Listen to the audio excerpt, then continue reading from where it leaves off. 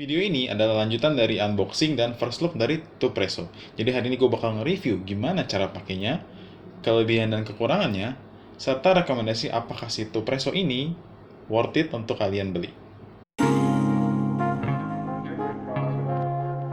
Untuk yang pertama adalah cara pemakaiannya. Untuk dosingnya, karena kita punya basket ukuran 16 sampai dengan 18 gram, kita cukup menggunakan di antara angka itu saja untuk mencegah terjadinya over maupun underdosing. Ketika kita sudah dapat angka yang kita inginkan, step berikutnya adalah proses tamping. Nah, tamping di sini cukup menggunakan tenaga yang sewajarnya saja, dan pastikan tampingan kalian rata, agar tidak terjadi channeling ketika proses ekstraksi nantinya. Nah, basket filternya ini selanjutnya diletakkan ke dalam lower body, dan upper body-nya dipasangkan di atas lower body. Kemudian bodinya ini bisa kalian letakkan di atas standing wood-nya. Step berikutnya adalah proses penuangan air. Untuk air yang digunakan, bisa di antara suhu 90 sampai dengan 97 derajat Celcius untuk menciptakan hasil ekstraksi yang lebih maksimal. Dan batas pengisian airnya itu 2 cm sampai dengan 2,5 cm dari mulut bibir dari Tupresso.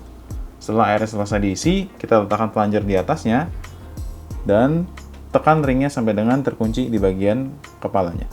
Oke, yang terakhir adalah proses penekanannya. Untuk teknik penekanannya, ditekan secara perlahan. Jadi jangan disentak ataupun diberi tenaga berlebihan dari awal.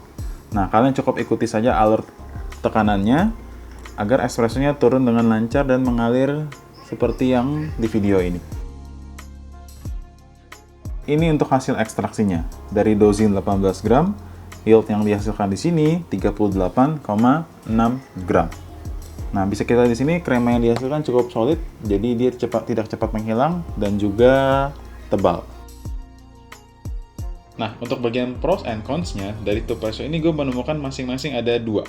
Untuk kelebihan pertama, terletak pada hasil ekstraksinya. Bisa kita lihat, dengan harga di bawah 2 juta, hasilnya lumayan oke.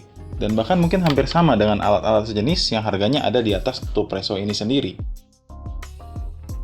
Dan untuk kelebihan kedua, terletak pada desainnya.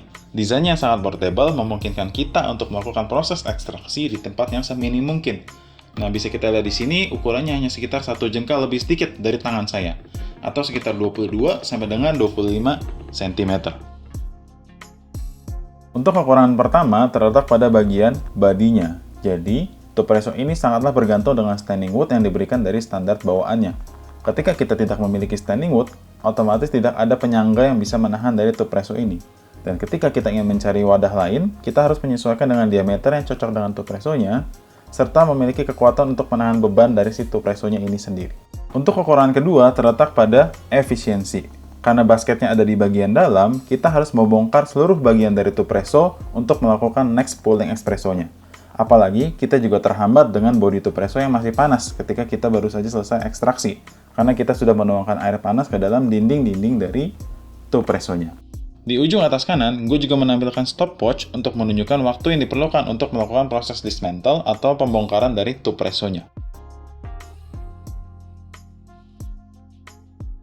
Untuk kesimpulannya, overall dari nilai keseluruhan Tupresso ini, dari 1 sampai 10, gue bisa kasih di angka 7,5. Karena pada dasarnya gue punya sedikit basic tentang kopi, jadi gue nggak sulit untuk beradaptasi dengan penggunaan Tupresso ini tentunya.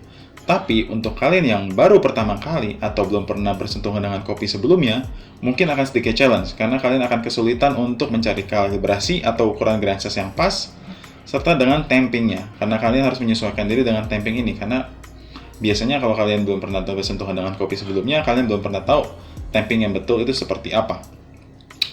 Lalu untuk mungkin ada satu keluhan dari gue sih tentang Tupresso ini, yaitu dari bagian cleaningnya tentunya. Karena seperti tadi kita bahas, kita harus ngebongkar semua bagian bodinya untuk membersihkan dari si basketnya itu tadi.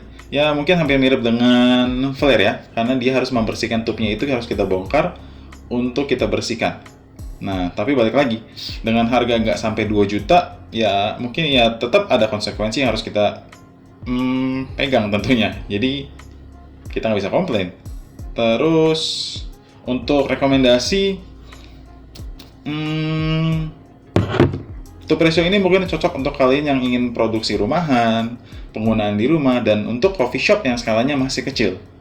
Tapi ketika kalian sudah upgrade atau coffee shop kalian sudah memiliki traffic yang lumayan panjang dan besar, gue nggak merekomendasikan untuk penggunaan Tupresso, karena itu akan menghambat dari workflow kalian, karena proses dismantle atau pembongkarannya itu bisa sangat memakan waktu dan membuat antrian kalian menjadi semakin panjang.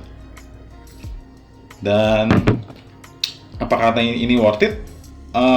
Menurut gue pribadi ini sangatlah worth it, karena dengan harga yang selumayan murah untuk espresso maker manual, hasil yang kita dapat sangatlah maksimal. Sekian video gue hari ini. Jangan lupa untuk like, comment, dan subscribe, dan tekan tombol lonceng di bawah agar kalian gak kelewatan video-video baru dari channel gue. Salam, Good Barista.